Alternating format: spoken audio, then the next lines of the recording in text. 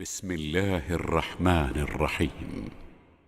الله الذي خلقكم من ضعف ثم جعل من بعد ضعف قوة ثم جعل من بعد قوة ضعفا وشيبة يخلق ما يشاء وهو العليم القدير. ويوم تقوم الساعة يقسم المجرمون ما لبثوا غير ساعة كذلك كانوا يؤفكون. السلام عليكم ورحمة الله وبركاته. ഖുർആൻ പദം 1393 ദിവസത്തിലേക്ക് എല്ലാവരെയും ഹാർദമായി സ്വാഗതം ചെയ്യുന്നു. വിശുദ്ധ ഖുർആനിലെ 30-ാമത്തെ അധ്യായമായ സൂറത്തുർ റൂമിലെ 54-55 ആയത്തുകളാണ് ഇന്ന് പഠന വിധേയമാക്കുന്നത്. ക്ലാസ് ആരംഭിക്കുന്നതിനായി ആദരണീയനായ ഡോക്ടർ എ.ഐ. വിലായത്തുള്ള സാഹിബിനെ ക്ഷണിക്കുന്നു. അസ്സലാമു അലൈക്കും വറഹ്മത്തുള്ളാഹി വബറകാതുഹു. അഊദു ബില്ലാഹി മിനശ് ശൈത്വാനിർ റജീം.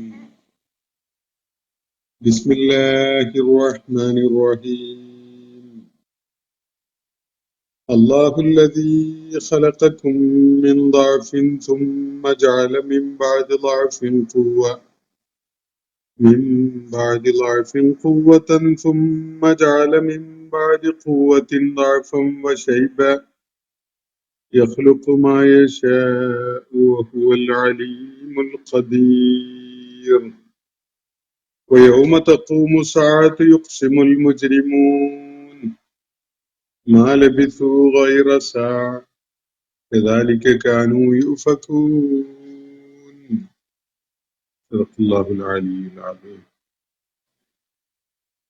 സൂറത്തുർ റൂമിലെ 84-85 ആയത്തുകളാണ് ഞാൻ നിങ്ങളെ കേൾപ്പിച്ചിട്ടുള്ളത്.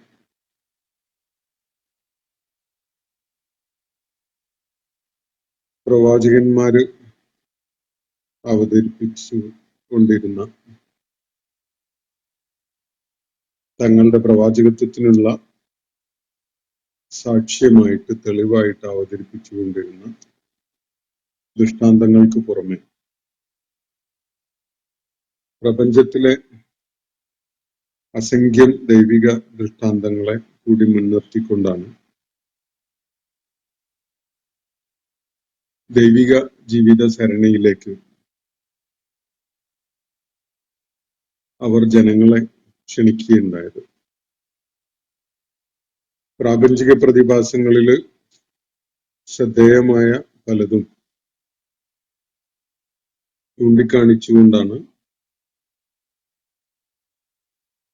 ദൈവാസ്തിക്യം, ഏകനായ പ്രപഞ്ചനാഥൻ എന്ന ഒരാശയം ജനങ്ങളുടെ മുന്നിൽ പ്രവാചകന്മാർ അവതരിപ്പിക്കുന്നത്. എന്നാൽ ആളുകളുടെ കൂട്ടത്തില് 2 തരം ആളുകളുള്ളതായിട്ട് കാണാൻ സാധിക്കും. ചിലര് ശ്രദ്ധാപൂർവം ഈ പ്രവാചകന്മാരുടെ സന്ദേശത്തിന് ചെവിക്കൊടുക്കുകയും പ്രാപഞ്ചിക ദൃഷ്ടാന്തങ്ങളെ കുറിച്ച് ഗഹനമായ വിധത്തിൽ തന്നെ ആലോചിക്കുകയൊക്കെ ചെയ്യുന്ന ആളുകളാണ്. അവര് സത്യാന്വേഷണത്വരെയുള്ള ആളുകളാണ്. എന്നാൽ വേറെ ചിലര് പ്രവാചകന്മാര് മുന്നോട്ട് വയ്ക്കുന്ന കാര്യങ്ങളെ വേണ്ട ശ്രദ്ധയോടുകൂടി കേൾക്കുകയോ ഉൾക്കൊള്ളുകയോ ചെയ്യുന്നില്ല. പ്രാപഞ്ചിക ദൃഷ്ടാന്തങ്ങളെ കുറിച്ച് അതിന്റെ യാഥാർത്ഥ്യത്തെ കുറിച്ചൊന്നും അവര് ആലോചിക്കുന്നുമില്ല. അത്തരം ആളുകളെ, ഈ രണ്ടാമത് പറഞ്ഞ തരം ആളുകളെ വിശുദ്ധ ഖുർആൻ കഴിഞ്ഞ ദിവസം നമ്മൾ പഠന വിധേയമാക്കിയ ആയത്തുകളിലായിട്ട് അവരെ അന്ധത ബാധിച്ചവരായിട്ട്, അതുപോലെ മരിച്ച അവസ്ഥയിലുള്ള ആളുകളായിട്ട്, ബധിരത ബാധിച്ച ആളുകളായിട്ട് ഒക്കെയാണ് പരാമർശിക്കുന്നതായിട്ട് നമുക്ക് കാണുവാൻ സാധിച്ചത്. നബി സല്ലല്ലാഹു അലൈഹി വസല്ലമയോട് അല്ലാഹു പറയുകയുണ്ടായത്, താങ്കൾക്ക് മരിച്ചവരെ കേൾപ്പിക്കാൻ സാധിക്കുകയില്ല, അതുപോലെ ഭദ്രത ബാധിച്ചവരെ വിളി കേൾപ്പിക്കാനും സാധ്യമല്ല, അവര് പിന്തിരിഞ്ഞു പൊയ്ക്കളയുകയാണെങ്കിൽ എന്നാണ്. അപ്പോ ആ ആയത്തിൽ പരാമർശിക്കപ്പെട്ട ആളുകളുടെ വിഷയം അവര് മരിച്ചവരാണ് എന്നതോ അല്ലെങ്കിൽ ഭദ്രതയുള്ളവരാണ് എന്നതോ ഒന്നുമല്ല. അവര് ജീവനുള്ള ആളുകൾ തന്നെയാണ്. പക്ഷെ അവരുടെ മനസ്സും ബുദ്ധിയും ഒന്നും വേണ്ട വിധം കാര്യങ്ങളെ ഗ്രഹിക്കാൻ സന്നദ്ധതയുള്ള അവസ്ഥയിലായിരുന്നില്ല. അതുപോലെ വേണ്ട വിധം കേട്ട് മനസ്സിലാക്കാനും ഉൾക്കൊള്ളാനുമുള്ള സന്നദ്ധതയും അവരിൽ ഇല്ല. കാര്യങ്ങളെ ഉൾക്കൊള്ളാതെ പിന്തിരിഞ്ഞു പൊയ്ക്കളയുക എന്നത് അല്ലെങ്കിൽ അവഗണിക്കുക എന്നത് അവർ സ്വീകരിച്ച ഒരു നിലപാടും നടപടിയും ഒക്കെയാണ്. തുടർന്ന് അള്ളാഹു പറയുകയുണ്ടായത്, അന്ധത ഉള്ള ആളുകളെ എന്ന് പറഞ്ഞാൽ മനസ്സിന് അന്ധത ബാധിച്ച ആളുകളെ അവരുടെ മാർഗഭ്രംശത്തിൽ നിന്ന് കൈപിടിച്ച് നേർവഴിയിലേക്ക് കൊണ്ടുവരിക എന്നത് താങ്കൾക്ക് സാധിക്കുന്ന ഒരു കാര്യമല്ല. ദൈവിക ദൃഷ്ടാന്തങ്ങളെ ഉൾക്കൊള്ളാനും അത് അടിസ്ഥാനപ്പെടുത്തിക്കൊണ്ട് വിശ്വാസം രൂപപ്പെടുത്താനുമൊക്കെ സന്നദ്ധരായ പ്രപഞ്ച സൃഷ്ടാവായ അള്ളാഹുവിന് വിധേയപ്പെടാൻ സന്നദ്ധതയുള്ള ആളുകളെ മാത്രമേ താങ്കൾക്ക് കേൾപ്പിക്കാൻ സാധിക്കുകയുള്ളൂ. അവര് മാത്രമേ കാര്യങ്ങൾ ഉൾക്കൊള്ളുവാനും അതിൽ നിന്ന് പ്രയോജനം നേടുവാനും മുതിരുകയുള്ളൂ എന്നാണ് കഴിഞ്ഞ ദിവസം നമ്മൾ പഠിച്ച അവസാനത്തെ ആയത്തിൽ അള്ളാഹു പറയുകയുണ്ടായത്. അതിനെ തുടർന്ന് മനുഷ്യ സൃഷ്ടിപ്പുമായി ബന്ധപ്പെട്ടുകൊണ്ടുള്ള ചില കാര്യങ്ങൾ അള്ളാഹു ചൂണ്ടിക്കാണിക്കുകയാണ് ഇന്ന് നമ്മൾ വായിച്ച ആയത്തുകളുടെ തുടക്കത്തിൽ. അല്ലാഹുല്ലദീ ഖലഖകും മിൻ ളഅഫിൻ സുമ്മ ജഅല മിൻ ബഅദി ളഅഫിൻ ഖുവ്വതൻ. അല്ലാഹുവാണ് നിങ്ങളെ ഏറ്റവും വലിയ അവശതയുടെയും ദുർബലതയുടെയും അവസ്ഥയിൽ നിങ്ങളെ സൃഷ്ടിച്ചിട്ടുള്ളത്. മനുഷ്യന്റെ പിറവിയെടുക്കുന്ന ആ ഘട്ടത്തിലുള്ള അവസ്ഥ പിന്നീട് വർഷങ്ങളോളം അവൻ വളർച്ച പ്രാപിച്ച് കരുത്ത് നേടി യോഗ്യത നേടി ശാരീരികവും ബുദ്ധിപരവുമായ കഴിവുകൾ ആർജിച്ച് എന്തിനും പറ്റുന്ന എന്തിനും യോഗ്യതയുള്ള തന്റെ ഇടമുള്ള ഒരാളായി മാറുന്നത് വരെ പലവിധ ദുർബലതകളുമാണ് എടുത്തു പറയാവുന്നതായിട്ട് മനുഷ്യന്റെ കാര്യത്തിൽ കാണാൻ സാധിക്കുക. ഈ ഒരു കാര്യമാണ് അള്ളാഹു സൂചിപ്പിക്കുന്നത്. അല്ലാഹുല്ലദീ ഖലഖകും മിൻ ളഅഫിൻ, ദുർബലതയുള്ള അവശതയുള്ള അവസ്ഥയിലാണ് നിങ്ങൾ സൃഷ്ടിക്കപ്പെട്ടിരിക്കുന്നത്. അങ്ങനെ നിങ്ങളെ സൃഷ്ടിച്ചത് അള്ളാഹു തന്നെയാണ്. അള്ളാഹു ഇന്റൻഷണൽ ആയിട്ട് തന്നെയാണ് നിങ്ങളെ ആ അവസ്ഥയിൽ ഒരുപാട് ദുർബലതയുള്ള ഒരുപാട് അവശതയുള്ള അവസ്ഥയിൽ നിങ്ങളെ സൃഷ്ടിച്ചിട്ടുള്ളത്.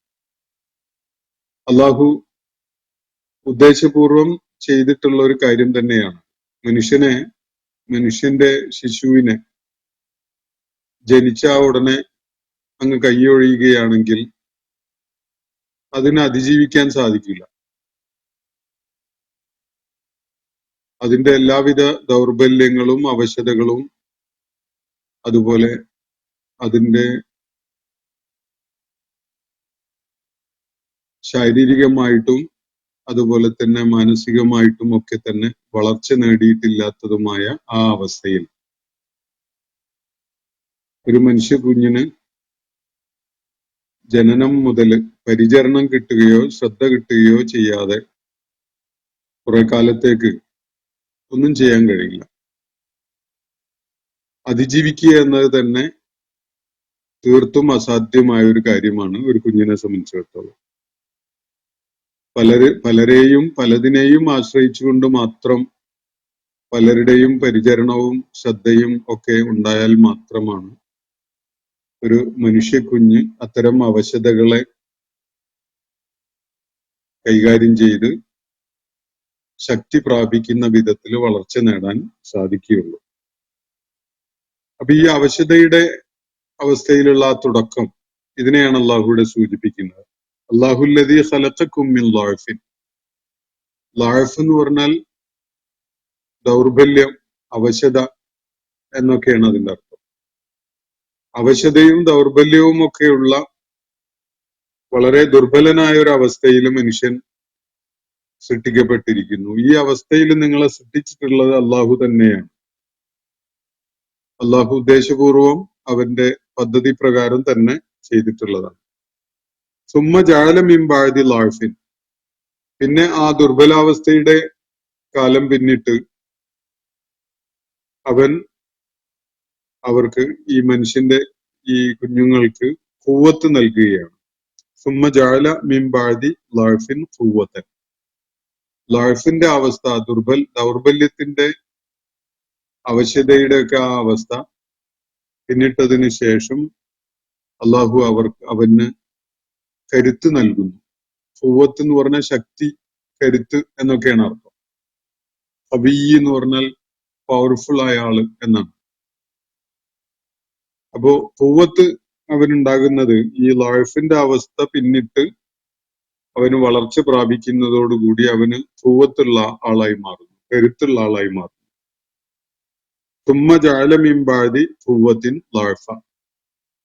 അങ്ങനെ ആ കരുത്തിന്റെ കാലം പിന്നിട്ടതിന് ശേഷം വീണ്ടും അവൻ അവർക്ക് ആ ദൗർബല്യത്തിന്റെ അല്ലെങ്കിൽ ദുർബലതയുടെയും അതുപോലെ അവശതയുടെയും അവസ്ഥ നൽകുന്നു.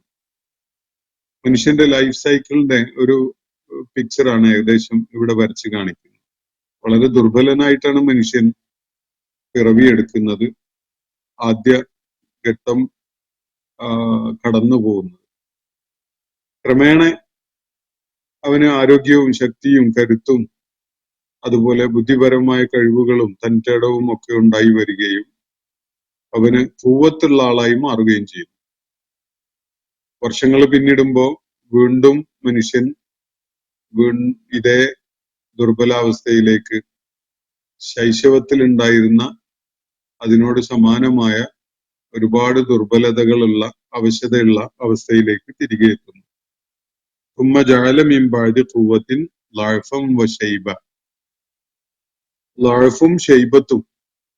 ഷൈബത്ത് എന്ന് പറഞ്ഞാൽ നര എന്നാണ്, മുടിയുടെ നരയാണ് അത് സൂചിപ്പിക്കുന്നത്. പ്രായാധിക്യം കാരണമായിട്ടുള്ള അവശതകളെ പൊതുവായി സൂചിപ്പിക്കാൻ വേണ്ടി അറബി ഭാഷയിൽ ആ പ്രയോഗം ഉപയോഗപ്പെടുത്താറുണ്ട്. അപ്പോ ഈ ഖുവ്വത്തുള്ള, കരുത്തുള്ള, ശക്തിയുള്ള ആ കാലം പിന്നിട്ടതിനെ തുടർന്ന് അവൻ അവർക്ക് ദൗർബല്യവും അവശതയും അതുപോലെ നരയും വാർദ്ധക്യവും നൽകുന്നു. അവശത പേറുന്നവരും വാർദ്ധക്യത്തിൻ്റെതായ പല ലക്ഷണങ്ങളും ഉള്ളവരുമായിട്ട് അവർ മാറുകയാണ്. എന്റെ ഭാഗമായിട്ട് നരയും, മുടി നരച്ച അവസ്ഥ, അല്ലെങ്കിൽ പ്രായാധിക്യം കൊണ്ട് അവശതകൾ പേറുന്ന അവസ്ഥ, അനാരോഗ്യം പോലെയുള്ള സംഗതികൾ. അപ്പൊ ഇത് ഈ ളഅഫിന്റെ അവസ്ഥ വീണ്ടും വരികയാണ് മനുഷ്യന്റെ കാര്യത്തിൽ. യഖ്ലുഖു മാ യശാ. അള്ളാഹു അവൻ ഉദ്ദേശിക്കുന്ന പോലെയാണ് സൃഷ്ടിക്കുന്നത്. നിങ്ങൾ ആരും ആഗ്രഹിക്കുകയോ ആവശ്യപ്പെടുകയോ ചെയ്ത പോലെയല്ല, മറിച്ച് അള്ളാഹു അവന്റെ പദ്ധതി പ്രകാരമാണ്, അവന്റെ മശീഅത്ത് പ്രകാരമാണ് സൃഷ്ടിപ്പ് നടത്തുന്നത്. അങ്ങനെ അല്ലാത്ത ജീവജാലങ്ങളും ഉണ്ട്. പിറവിയെടുക്കുന്ന ആ ദിവസത്തോടു കൂടി തന്നെ ഇൻഡിപെൻഡന്റ് ആയിട്ട് വേണമെങ്കിൽ ജീവിക്കാൻ കഴിയുന്ന ജീവജാലങ്ങളുണ്ട്. സ്വതന്ത്രമായിട്ട് വളർന്നു വരാനും അതിന്റെ ജീവിത ആവശ്യങ്ങൾ നിർവഹിക്കാനും ഒക്കെ കഴിയുന്ന വിധത്തിലുള്ള ജീവികൾ നമ്മളെ ചുറ്റും പലതും ഉണ്ട്. അതിജീവിക്കാൻ അമ്മയുടെയോ അല്ലെങ്കിൽ അച്ഛന്റെയോ ഒന്നും പിന്തുണ ഇല്ലെങ്കിലും സാധിക്കുന്ന തരം സൃഷ്ടികൾ ധാരാളമുണ്ട്. നമ്മൾ കടലാമയെ ശ്രദ്ധിച്ചിട്ടുണ്ടാവും. കരയിൽ വന്ന് കുഴി ഉണ്ടാക്കി മുട്ടയിട്ട് കടലിലേക്ക് മടങ്ങിപ്പോകുന്ന കടലാമ. മുട്ട വിരിഞ്ഞ് കുഞ്ഞുങ്ങൾ കടലിലേക്ക് സ്വയം പോവുകയാണ്. അതൊരു ഇൻസ്റ്റിങ്ക്റ്റ് ആണ്. ഒരു ആന്തരിക പ്രചോദനം കാരണമായിട്ട് കുഴിയിൽ കിടന്ന് മുട്ട വിരിഞ്ഞതിന് ശേഷം അത് ഭൂമുഖത്ത് എത്തിയതിന് ശേഷം അത് ഒരു ഇൻസ്റ്റിങ്ക്റ്റ് പ്രകാരം കടലിന്റെ ദിശയിലേക്ക് അങ്ങനെ നീങ്ങുന്നു. അങ്ങനെ കടലിലേക്ക് തിരികെ പോകുന്നു. അതിന്റെ പാരന്റ്സിനെ, അതിന്റെ അച്ഛനെയും അമ്മയെയും ഒന്നും ഈ കുഞ്ഞുങ്ങൾ ഒരിക്കൽ പോലും സന്ധിക്കുന്നുണ്ടാവില്ല, അവരെ കാണുന്നുണ്ടാവില്ല. അപ്പൊ അങ്ങനെയുള്ള ജീവജാലങ്ങളും ഉണ്ട്. ഇതേപോലെ ഇത് ഒരു ഉദാഹരണം മാത്രമാണ്. ഇതുപോലെ ധാരാളം ഉദാഹരണങ്ങൾ. എന്തായാലും മിക്ക മൃഗങ്ങളുടെയും ജീവജാലങ്ങളുടെയും കാര്യത്തില്, അതുപോലെ മത്സ്യങ്ങളുടെ കാര്യത്തില് മനുഷ്യന്റെ പോലെയുള്ള അവശതയോടുകൂടി ജീവിതം തുടങ്ങുന്നവര് ഇല്ല എന്ന് തന്നെ പറയാൻ കഴിയും. മനുഷ്യനേക്കാൾ ദൗർബല്യമുള്ളവരുണ്ടോ എന്നുള്ളത് സംശയമാണ്. പക്ഷെ ജീവിതം തുടങ്ങുന്നത് മിക്ക ജീവജാലങ്ങളും, ഇനി സസ്യലോകത്തും നമുക്ക് പൂർണ്ണമായ ഒരു സ്വാതന്ത്ര്യമുള്ള അവസ്ഥയിലാണ് ഓരോന്നും ജീവിതം തുടങ്ങുന്നതെന്ന് കാണാം. ഒരു ചെടിയുടെയും മുള പൊട്ടി വിരിഞ്ഞ് അത് ചെടിയായി വളർന്നു വരുന്നത് അതിന്റെ പാരന്റ്സിനെ ആശ്രയിച്ചുകൊണ്ടല്ല. അപ്പൊ നമ്മള് മനുഷ്യന്റെ ജീവിതത്തിന്റെ തുടക്കം എന്ന് പറയുന്നത് ഒരുപാട് അവശതകളും ദൗർബല്യങ്ങളും ഉള്ള അവസ്ഥയിലാണ്. വളരെ ദുർബലമായിട്ട് ഒരുപാട് പ്രയാസങ്ങൾ തനിച്ച് ടാക്കിൾ ചെയ്യേണ്ടി വരുന്ന ഒരു, അല്ലെങ്കിൽ അത് ചെയ്യാൻ കഴിയാത്ത അവസ്ഥയിൽ മറ്റുള്ളവരെ ആശ്രയിച്ചുകൊണ്ട് മാത്രം പിടിച്ചു നിൽക്കാനോ ജീവിക്കാനോ കഴിയുന്ന ഒരവസ്ഥയിലാണ് മനുഷ്യന്റെ തുടക്കം. പിന്നീട് കരുത്താർജിച്ച് പടച്ചതമ്പുരാന്റെ മറ്റ് സൃഷ്ടിജാലങ്ങളെക്കാളൊക്കെ കൂവത്തുള്ള, അത് ശാരീരികവും ബുദ്ധിപരവുമായ കഴിവുകളുള്ള ഒരു വ്യക്തിയായി വളർന്നു വന്ന് ഭൂമുഖത്ത് വലിയ ഇടപെടലുകളൊക്കെ നടത്തി പലപ്പോഴും വലിയ മാറ്റങ്ങളും വലിയ വിപ്ലവങ്ങളും ഒക്കെ സൃഷ്ടിച്ച് ഒരു മനുഷ്യൻ വീണ്ടും ദുർബലതയുടെ അവസ്ഥയിലേക്ക് പോവുകയാണ്. വലിയ ഗീർവാണ പ്രസംഗങ്ങൾ നടത്തിയിരുന്ന ആളുകൾ ഒരു ഘട്ടം കഴിഞ്ഞാൽ വളരെ ദുർബലരായി, പൂർണ്ണമായ അവശതയിലായി, പ്രാഥമിക ആവശ്യങ്ങൾക്ക് പോലും മറ്റു പലരെയും ആശ്രയിക്കുന്ന ഒരവസ്ഥയിൽ എത്തുകയാണ്. ആശ്രയിക്കുന്ന പോയിട്ട് ആശ്രയിക്കുക എന്നുള്ളത് ഒരു ഇന്റൻഷണൽ ആയ ഒരു കാര്യമല്ലാത്ത, മറ്റുള്ളവർ ചെയ്തു കൊടുത്താലും മാത്രം അങ്ങനെയൊക്കെ ആകുന്ന അവസ്ഥയിൽ മനുഷ്യനെത്തുന്നുണ്ട്. ആശ്രയിക്കുക എന്ന് പറയുമ്പോൾ അതിലും ആവശ്യം നേടുന്ന ആൾക്കൊരു പങ്കുണ്ട്. മറ്റുള്ളവരുടെ സഹായം തേടുകയും നേടുകയും ചെയ്യുക എന്നുള്ളൊരു സംഗതി. പക്ഷെ അതുപോലും ഇല്ലാത്ത, എല്ലാം കണ്ടറിഞ്ഞ് ചെയ്തു കൊടുത്താൽ മാത്രം ഉണ്ടാവുന്ന അവസ്ഥയിൽ, ആ അവസ്ഥയിലോളം മനുഷ്യൻ എത്താറുണ്ട്. അപ്പൊ ഈ ദൗർബല്യത്തിന്റെ അവസ്ഥയ്ക്ക് ശേഷം കരുത്ത് ഉള്ളവനായിട്ട് അവനെ അള്ളാഹു മാറ്റുന്നു. ആ കരുത്തുള്ള, കൂവത്തുള്ള അവസ്ഥയ്ക്ക് ശേഷം വീണ്ടും ദൗർബല്യവും നരയും വാർദ്ധക്യ സഹജമായ പ്രശ്നങ്ങളും ഉള്ള അവസ്ഥയിലേക്ക് അള്ളാഹു അവനെ പരിവർത്തിപ്പിക്കുന്നു. എന്നിട്ട് അത് സംബന്ധമായിട്ട് അള്ളാഹു പറയുന്ന ഒരു കാര്യം, യഖ്ലുഖു മാ യശാ, അവൻ ഉദ്ദേശിക്കുന്നതാണ് അവൻ സൃഷ്ടിക്കുന്നത്. അതിൽ ആർക്കും ഒരു പങ്കുമില്ല, ആരുടെയും ചോയ്സോ ആവശ്യപ്പെടലോ ഒന്നുമല്ല. അവന്റെ മശീഅത്താണ്, അവന്റെ ഇച്ഛയാണ്, അവൻ അങ്ങനെയാണ് തീരുമാനിച്ചിട്ടുള്ളത്. അതിൽ ആർക്കും ഇടപെടാൻ കഴിയും. അവന്റെ മശീഅത്ത് പ്രകാരമാണ് അവൻ സൃഷ്ടിക്കുന്നത്. ജീവജാലങ്ങളിൽ വേറെ പലതിനെയും പോലെ മനുഷ്യനെ ഇൻഡിപെൻഡന്റ് ആയിട്ട് സൃഷ്ടിച്ചിരുന്നെങ്കിൽ, പിറവിയെടുക്കുന്നത് വളരെ സ്വതന്ത്രമായ വിധത്തിൽ സർവൈവ് ചെയ്യാൻ പറ്റുന്ന ആമയുടെ കുഞ്ഞുങ്ങളൊക്കെ പോലെ ആയിരുന്നെങ്കിൽ മനുഷ്യന് ഒരുപാട് സൗകര്യം ഉണ്ടാവുമായിരുന്നു എന്നൊക്കെ ആലോചിക്കാം. പക്ഷെ അള്ളാഹുവിന്റെ ഇന്റൻഷനാണ്, അള്ളാഹുവിന്റെ മശീഅത്താണ് നടപ്പാക്കപ്പെടുന്നത്. അവൻ ഏത് ഘട്ടത്തിൽ ആർക്ക് ദുർബലത നൽകണം, അവശത നൽകണം, എപ്പോ കരുത്തുള്ളവനാക്കണം തുടങ്ങിയ കാര്യങ്ങൾ അവൻ തീരുമാനിക്കുന്നതാണ്. യൗവനത്തിലെത്തി എന്ന് കരുതി എല്ലാവരും കരുത്തുള്ളവരൊന്നും ആവില്ല. ചിലർ യൗവനത്തിൽ തന്നെ വലിയ അവശത പേറുന്ന അവസ്ഥയൊക്കെ ആ അവസ്ഥയിലേക്ക് കഴിയുന്നവരായിട്ടുണ്ടാവും. മാനസികമായിട്ട് വളർച്ച പ്രാപിക്കാത്തവരുണ്ട്. ശാരീരികമായിട്ട് പല പ്രശ്നങ്ങളെയും വെല്ലുവിളികളെയും നേരിടുന്ന അവസ്ഥയിലുള്ളവരുണ്ട്. കുഞ്ഞുങ്ങളെ പോലെ പരിചരിച്ചു കൊണ്ട് നടന്നാൽ മാത്രമേ ജീവിച്ച് മുന്നോട്ട് പോകാൻ കഴിയുള്ളൂ എന്നുള്ള അവസ്ഥയിലൊക്കെയുള്ള നല്ല യൗവനത്തിലെത്തിയ ആളുകളും ഉണ്ട്. അപ്പോ യഖ്ലുഖുമായ അവന്റെ മശീഅത്ത് അനുസരിച്ച്, അവന്റെ ഇച്ഛ അനുസരിച്ചാണ് അവൻ സൃഷ്ടിക്കുന്നത്. വഹുവൽ അലീമുൽ ഖദീർ, അവന് ജ്ഞാനിയാണ്, എല്ലാം അറിയുന്നവനാണ്, എല്ലാറ്റിനും കഴിവുള്ള ഖദീറാണ്. അപ്പൊ ഇതിലൊന്നും അള്ളാഹുവിന്റെ ഇൽമിനെ വെല്ലുവിളിക്കാനോ അള്ളാഹുവിന്റെ ഖുദ്റത്തിനെ വെല്ലുവിളിക്കാനോ ഒന്നും ആർക്കും സാധ്യമല്ല. അള്ളാഹുവിന്റെ ജ്ഞാനത്തിനെ അടിസ്ഥാനപ്പെടുത്തിക്കൊണ്ട് അവന്റെ മശീഅത്ത് അനുസരിച്ചാണ്, അവന്റെ ഖുദ്റത്ത് കൊണ്ട് അവൻ സൃഷ്ടികർമ്മം നിർവഹിക്കുന്നത്. അത് പൂർണ്ണമായിട്ടും അവന്റെ തീരുമാനപ്രകാരമാണ്. വയൗമ തഖൂമു സ്സാഅതു, ഇനി അന്ത്യനാള് പുലരുന്ന സംഭവിക്കുന്ന ആ സന്ദർഭം ഉണ്ടല്ലോ, അത് വന്നു ചേർന്നാൽ, സാഴത്ത് സംഭവിക്കുന്ന ആ കാര്യം യാഥാർത്ഥ്യമായി മാറുമ്പോൾ, വയൗമ തഖൂമു സ്സാഅതു, സാഴത്ത് നിലനിൽക്കുമ്പോൾ എന്ന് വേണമെങ്കിൽ പറയാം മലയാളത്തിൽ. സാഴത്ത് സംഭവിക്കുമ്പോൾ, അന്ത്യസമയം വന്നു ചേരുമ്പോൾ, വന്നണയുമ്പോൾ, യുഖ്സിമുൽ മുജ്രിമൂൻ, കുറ്റവാളികൾ ആണയിട്ട് പറയുന്നത് ഇങ്ങനെയായിരിക്കും. മുജ്രിമ് എന്നത് ഏറ്റവും പ്രാഥമികമായി ദൈവനിഷേധവും ദൈവനിന്ദയും ഒക്കെയാണ്. പ്രപഞ്ച സ്രഷ്ടാവായ, സ്വന്തം സ്രഷ്ടാവായ റബ്ബിനെ തിരിച്ചറിയാത്ത ഒരവസ്ഥയിൽ ജീവിച്ച ആള് മുജ്രിമാണ്. അതാണ് ഏറ്റവും അടിസ്ഥാനപരമായ ഇജ്റാം എന്ന് ഖുർആൻ വ്യക്തമാക്കുന്നുണ്ട്. അപ്പോ യൗമ തഖൂമു സ്സാഅതു, അന്ത്യസമയം നടപ്പിലാകുമ്പോ, വന്നു ചേരുമ്പോ, യുഖ്സിമുൽ മുജ്രിമൂൻ, മുജ്രിമുകൾ, കുറ്റവാളികൾ ആണയിട്ട് പറയുന്നു.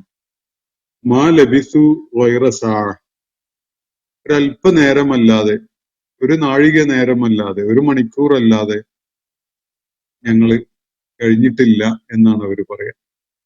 ജീവിതം വളരെ ഷോർട്ടായിരുന്നു എന്നതാണ്, ഇതിപ്പോ ഒത്തിരി അല്ല കഴിഞ്ഞുള്ളൂ എന്നാണ് അവർ പറയാ.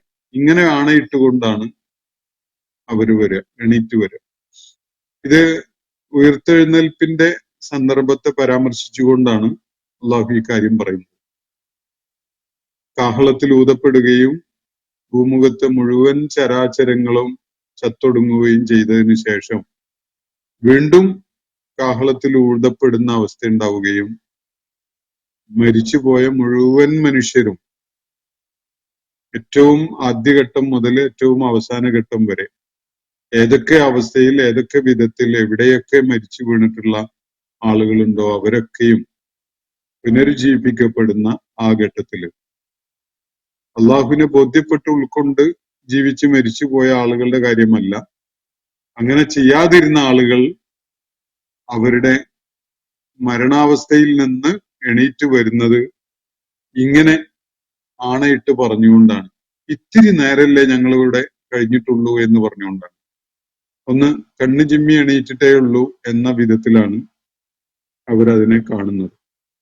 മാ ലബിസു ഗൈറ സാഅ കദാലിക കാനൂ യുഫകൂൻ, ഈ വിധം നേരത്തെയും അവര് വഞ്ചിതരാവുകയായിരുന്നു എന്നാണ് അള്ളാഹു സൂചിപ്പിക്കുന്നത്. ഭൗതിക ലോകത്തുള്ള ജനനം മുതൽ മരണം വരെയുള്ള ജീവിതം അത് വളരെ നൈമിഷികമായിരുന്നു, വളരെ കുറഞ്ഞ ഒരു സമയത്തേക്ക് മാത്രമേ ഉണ്ടായിരുന്നുള്ളൂ, അത് ആലോചിച്ച് നിൽക്കേ തീർന്നുപോയി എന്നൊക്കെയുള്ള വിധത്തില്, ഇത് ദീർഘമായി അനുഭവിക്കാനുള്ളതാണ് എന്ന വിധത്തിൽ ജീവിച്ചു പോന്ന നിഷേധികളായ ആളുകളുടെ കാര്യമാണ് ഇവിടെ പറയുന്നത്. അവര് ജീവിതം ഇനിയും അനന്തമായി ഒരുപാട് നീണ്ടുപോകാനുള്ളതാണ് എന്ന ഒരു ധാരണ, ഉപബോധ മനസ്സിൽ അങ്ങനെ ഒരു വിശ്വാസവുമായിട്ടാണ് അങ്ങനെ പോകുന്നത്. നാളെ മറ്റന്നാളായിട്ട് തീരാനുള്ളതാണ് എന്ന ഒരു ബോധ്യം ഇല്ലാത്ത വിധത്തിൽ ഈ ഭൗതിക ലോകത്ത് എന്നെന്നും ഉണ്ടാകും എന്ന വിധത്തിലൊക്കെയാണ് അവര് പല ധിക്കാരപരമായ നടപടികളൊക്കെ ചെയ്തുകൊണ്ടിരിക്കുന്നത്.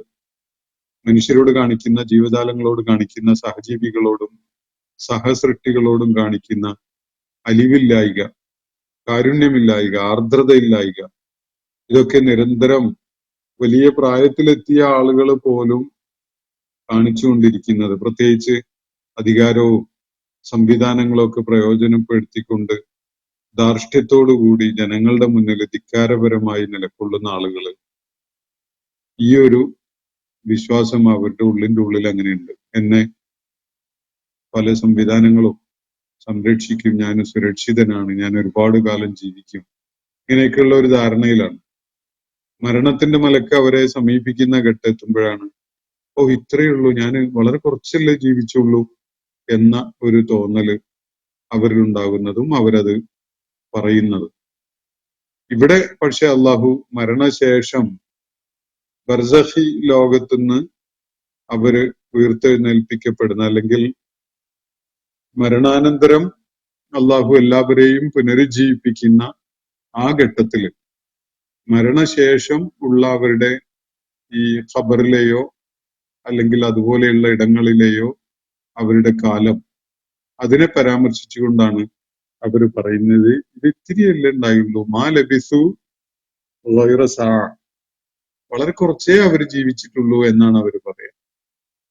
വളരെ കുറച്ചേ ഈ അവസ്ഥയിൽ അവർ കഴിഞ്ഞിട്ടുള്ളൂ എന്ന്. കദാലിക കാനൂ യൂഫകൂൻ, ഈ വിധത്തിൽ തന്നെ ആയിരുന്നു അവർ നേരത്തെയും വഞ്ചിതരാക്കപ്പെട്ടിരുന്നത്, കബളിപ്പിക്കപ്പെട്ടിരുന്നത് എന്നാണ് അല്ലാഹു പറയുന്നത്. ഭൗതിക ലോകത്ത് അവരുടെ ജീവിതകാലത്ത് ജീവിതത്തെ വളരെ അനന്തമായി നീണ്ടുപോകുന്ന ഒരു സംഗതിയാണ് എന്ന് ധരിച്ചുകൊണ്ട് അങ്ങനെ ജീവിച്ചു പോയ ആളുകൾ, ഇത് അവസാനിക്കും, ഇതിനു ശേഷം ഒരു കണക്കെടുപ്പ് വരാനുണ്ട്, ജയപരാജയങ്ങൾ തീരുമാനിക്കാനുണ്ട് എന്നുള്ളതിനെ കുറിച്ചൊന്നും യാതൊരു ബോധവും ഇല്ലാതെ ഈ ജീവിതം തന്നെയാണ് ജീവിതം എന്ന് കരുതിയിട്ട് അങ്ങനെ ജീവിതത്തിലേക്ക് വല്ലാത്ത ആസക്തിയോടുകൂടി കഴിഞ്ഞിരുന്ന ആളുകൾ മരണം തൊണ്ടക്കുഴിയിൽ എത്തുമ്പോഴാണ് തിരിച്ചറിയുന്നത്, ഇത് വളരെ ദൈർഘ്യം കുറഞ്ഞ ഒരു സംഗതിയാണല്ലോ, കഴിഞ്ഞല്ലോ എന്നൊക്കെ ഉള്ളത്. എന്നാൽ മരണശേഷം വീണ്ടും ഉയർത്തെഴുന്നേൽപ്പിക്കപ്പെടുമ്പോഴും അവര് ഇത്തിരിയല്ലേ ഉണ്ടായുള്ളൂ എന്ന ഒരു അവസ്ഥയിലാണ് അവരുടെ മനസ്സിന്റെ നിലപാട്, അല്ലെങ്കിൽ അവര് വിളിച്ചു പറയുന്നത്, ആണയിട്ട് പറയുന്നത് അങ്ങനെയായിരിക്കും. യുഖ്സിമുൽ മുജ്രിമൂൻ എന്ന് പറഞ്ഞിട്ടാണ് അള്ളാഹുവിടെ അക്കാര്യം പറയുന്നത്. ഖസം എന്ന് പറഞ്ഞാൽ ശപഥമാണ്, ആണയിട്ട് പറയലാണ്. വളരെ കുറഞ്ഞ നേരം, ഒരു മണിക്കൂർ, അല്ലെങ്കിൽ ഈ മണിക്കൂർ എന്നുള്ളത് ഖുർആന്റെ അവതരണത്തിന് ശേഷമുള്ള ഒരു ആശയമാണ്. അതുകൊണ്ട് കൃത്യമായിട്ട് അതാണെന്ന് നമുക്ക് പറയാൻ പറ്റില്ല. സാഴത്ത് എന്ന് പറഞ്ഞാല് ഖുർആൻ ഒരു സമയം അല്ലെങ്കിൽ ഒരു ഘട്ടം എന്നൊക്കെയുള്ള അർത്ഥത്തിലാണ് ഉപയോഗിക്കുന്നത്. വളരെ ഇത്തിരി നേരമെന്നോ അല്ലെങ്കിൽ ഒരു നാഴിക നേരം എന്നൊക്കെ പറയാവുന്ന വിധത്തിൽ വളരെ ചുരുങ്ങിയൊരു സമയം മാത്രമാണ് ഞങ്ങൾ ഈ അവസ്ഥയിൽ ഉണ്ടായിരുന്നത്. ഞങ്ങളുടെ മർഖദിൽ, സൂറത്ത് യാസീനില് ഈ ഞെട്ടല് പ്രകടിപ്പിച്ചുകൊണ്ട് മരിച്ച ആള് പുനരുജ്ജീവിപ്പിക്കപ്പെടുമ്പോ പറയുന്ന ഒരു കാര്യം ഉദ്ധരിക്കുന്നുണ്ട്. മം ബഅസന മിൻ മർഖദിന, മം ബഅസന മിൻ മർഖദിന, ഞങ്ങളുടെ മർഖദിൽ നിന്ന് ആരാണ് ഞങ്ങളെ എണീപ്പിച്ചത് എന്ന് ചോദിച്ചിട്ടാണ് ഓരോരുത്തരും എണീറ്റ് വരിക. മർഖദ് എന്ന് പറഞ്ഞാൽ കിടന്നുറങ്ങുന്ന സ്ഥലം.